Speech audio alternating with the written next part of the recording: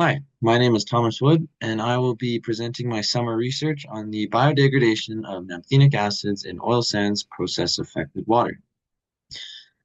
First off, I'd like to introduce the Canadian oil sands industry because it ties greatly with my research project. So first off, the oil sands industry contributes greatly to the Canadian economy by generating thousands of jobs and contributing billions of dollars every year to the economy.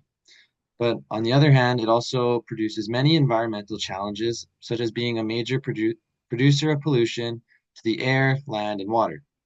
My research project particularly focuses on the wastewater that's produced by oil sands, bitumen surface mining, and that is because these oil sands operators are required to reclaim the wastewater that they produce every year, prompting for a cost-effective solution to reclaim the wastewater. So, a potential solution is the use of a constructed wetland, with the basic idea of slowly flowing that toxic wastewater through a wetland where microorganisms can degrade the toxic compounds within the water. So, my research question was to discover which bacteria are capable of biodegrading the toxic compound naphthenic acid that is present in the wastewater. The objectives of the research were first off to find which bacteria actually have the ability to degrade naphthenic acids, and then secondly, to identify the bacteria's genus and species. And lastly, and it's also ongoing objective, is to perform metagenomic sequencing on the known degraders to to to get a better understanding of the process involved in degrading naphthenic acids. So now just a little background on naphthenic acids. During these degradation experiments, we use kind of two different models to represent a simple and a complex structure of these molecules. Because there's such a broad range of compounds that consists of naphthenic acids, we use these two models because it's thought that the biodegradation pathways for each one would use different genes, different enzymes, and therefore we use two different models. So to get into the methods of my research, first off, you need to isolate the bacteria and ensure that the cultures are pure before you inoculate them with naphthenic acids.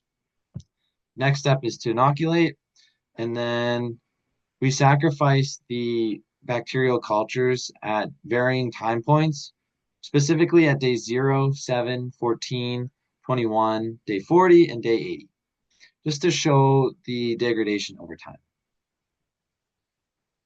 Next, once the samples are sacrificed, we extract the naphthenic acids using a organic solvent called dichloromethane, and we run these samples through a gas chromatograph mass spectrometer, which allows for the quantification of naphthenic acid concentration.